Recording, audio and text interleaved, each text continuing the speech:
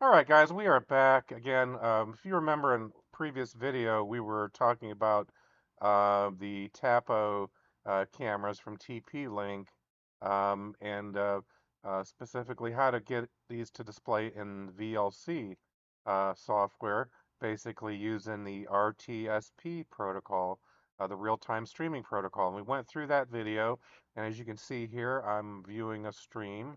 So yeah, as you can see here, I'm actually showing a stream here. Of course, this IP is kind of useless to most people. This is just an internal IP viewing this camera, and I'm looking at stream 2. We kind of discussed, you might want to go back and look at that video again because there's some good information there as far as how to put together the URL for your stream. That was probably the biggest thing I needed to understand. I'd never worked with RTSP before until I got a couple of these cameras, and so it's kind of all brand new to me. But what we want to do today is I want to go through and explain how to use OBS Studio. OBS Studio is a great software for doing live streaming. It's a free software. So if you've got a camera and you want to put it up, say on YouTube, which is, what I'm going to attempt to do, I'm going to go through some of the steps in order to get that to work. All right, so the first thing we're going to look at here, we've got OBS Studio open, and I want to look at adding a media source. So we're going to go up here and select media source. All right, so again, we got media source. We can create a new one. What do we want to call it? We're just going to call this RTSP camera. And go ahead and hit OK. All right, so when you first bring this up for the camera, you want to click off of local file, and then in this window, in the input window, we're going to enter in the RTSP URL. All right, so we have the RTSP entered in here. And again, you might want to go back and look at the last video. I'll put a note in here on what the format is for the RTSP. It's RTSP colon / and then you probably will have a username colon login and then the @ sign, then your IP address, and then most likely you're going to have port 554, so a colon 554, and then / stream 1 or stream 2. Stream 2 is usually the lesser resolution one. And then select, we'll just leave the use hardware decoding when available. Yeah, I'll leave the rest of the settings alone. And you can already see that the video has pulled in here. So I do actually have it within OBS Studio. So from here, I don't think we're going to have too much trouble getting this to stream. All right, I'm not going to go into a whole lot of detail on this, but to blur out a few things in here, but I've set up a stream through YouTube Studio, and I've gone over into OBS and set up a broadcast which basically you can manage the broadcast. I could stop streaming. We're actually streaming right now with the RTSP camera. All right. All right, so you can see here that the size of the video looks terrible because I haven't really sized it properly within OBS Studio. And I'm streaming this, as you can see here. I'm streaming this basically with actually streaming this on another channel.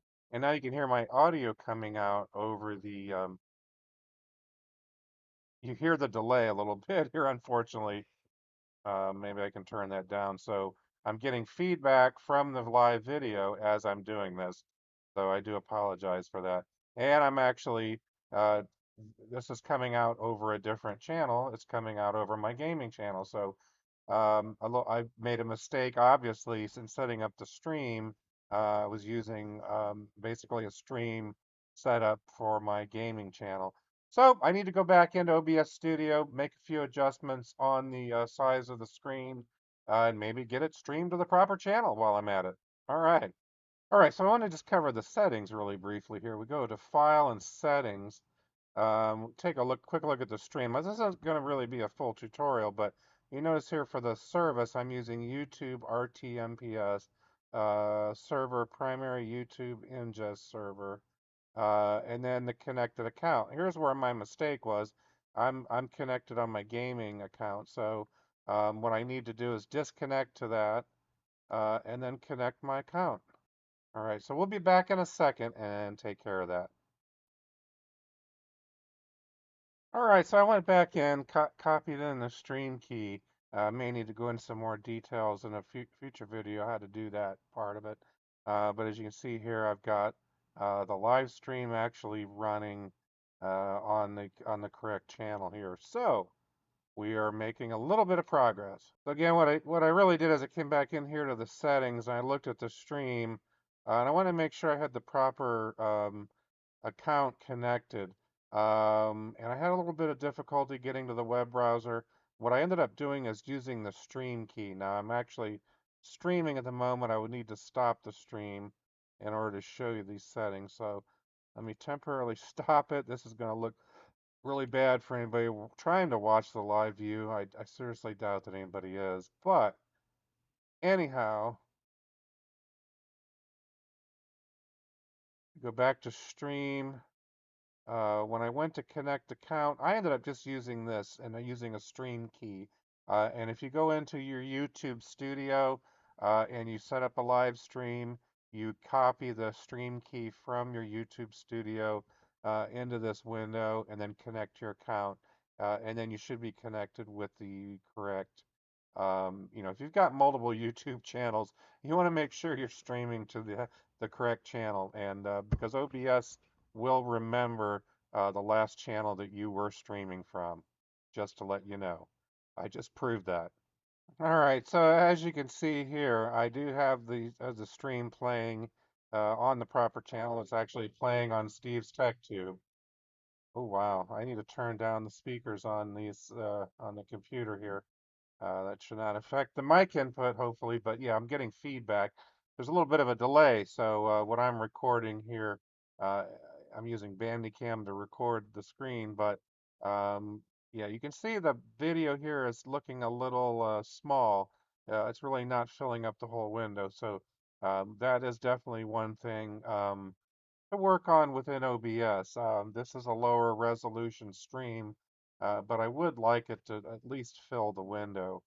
And so something I need to work on, but just this is just kind of a real quick and dirty demo of what is possible. So it is possible to stream, and so I may pick up another couple of these cameras. They're not the greatest resolution, but who knows? Maybe I'll put one somewhere and just set up a live stream of something. I have no idea what, but hopefully a little bit of this video has been helpful. Hopefully my stumbling has maybe opened up some ideas for you. And again, I'd like to delve into this a little bit more, maybe get into some of the finer details. The camera I'm using again is a Tapo from TP-Link. There's not a whole lot of settings in it. I know there's some more advanced settings in some other PTZ type cameras where you can actually go in and do things like set up the time servers and basically sync time between your computer, your cameras, and everything, which is actually kind of a cool thought. There's a lot of delay with RTSP. I believe there's another protocol, NDI, which is typically better. But RTSP has been around for a long time. A lot of stuff supports it.